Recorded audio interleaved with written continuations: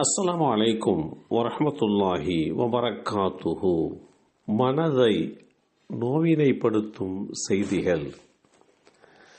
அல்லாஹுடைய தூதர் ஸல்லல்லாஹு அலைஹி வஸல்லம் அவர்கள் கூறினார்கள், தன் சகோதரனின் மறைக்க வேண்டிய குறையை மறைப்பவருடைய குறைகளை அல்லாஹ் மறுமை நாளில் மறைத்து விடுகிறான்.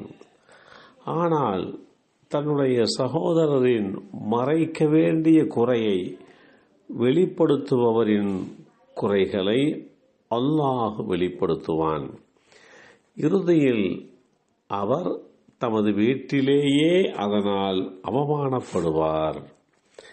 இந்த செய்தி அப்துல்லாஹ் இப்னு அப்பாஸ் ரலியல்லாஹு அன்ஹுமா அவர்கள் மூலமாக அறிவிக்கப்பட்டு ஸஹீஹ் இப்னு மாஜா என்ற நூலிலே 2079 என்ற எண்ணிலே பதிவு செய்யப்பட்டிருக்கிறது.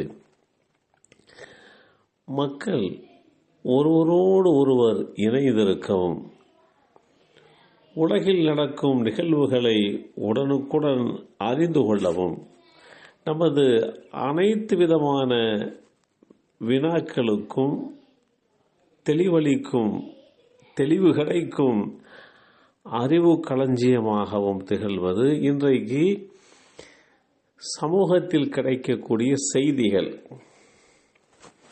இன்று மக்களிடையே மிக பிரபலமான சமூக செய்திகளாக காணப்படுவது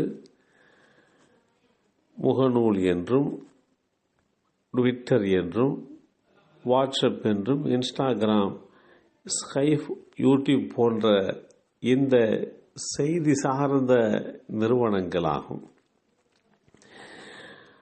அந்த வகையில் ஒருவர் எவ்வாறு சமூக ஊடகங்களிலே செய்திகளை கையாள்வது என்பதை தெரிந்து வைத்துக் கொள்வதோடு, வரக்கூடிய தலைமுறையினரை அறிவுறுத்தி உரிய வழிகாட்டுதலை வழங்குவது காலத்தினுடைய கட்டாயம் மாத்திரமன்றி சன்மார்க்க கடமையும் அனைவருக்குமான பொறுப்பாகும். மனிதர்களுக்காக தோற்றுவிக்கப்பட்ட சமுதாயங்கள் எல்லாம் மிக்க மேலான சமுதாயமாக நீங்கள் இருக்கின்றீர்கள்.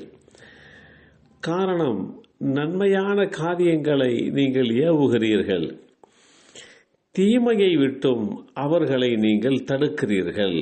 அல் குர்ஆன் அத்தியாயம் 3 வசனம் 110 இந்த செய்தி தெளிவுபடுத்தப்பட்டிருக்கிறது. இந்த சமுதாயத்தை மிக்க மேலான சமுதாயம் என்றும், நன்மையான காரியங்களுக்கு துணை நிற்கக்கூடியவர்கள், நன்மையான விஷயங்கள் குறித்து அறிவுறுத்தக்கூடியவர்கள் என்று நம்மால் அறிவுறுத்தப்படுகின்ற அந்த விஷயங்களில் கிடைக்கக்கூடிய முன்னேற்றத்தை குறித்தும், அதன் மூலமாக கிடைக்கின்ற நன்மைகள் குறித்தும் வேதமறை தெளிவுபடுத்துகிறது. எப்போதுமே செய்தித்துறைகளில் தீமைகளை தவிர்ப்பதும், முற்றிலுமாக தவிர்த்து கொள்வது நமக்கு உண்டான கடமையாகும்.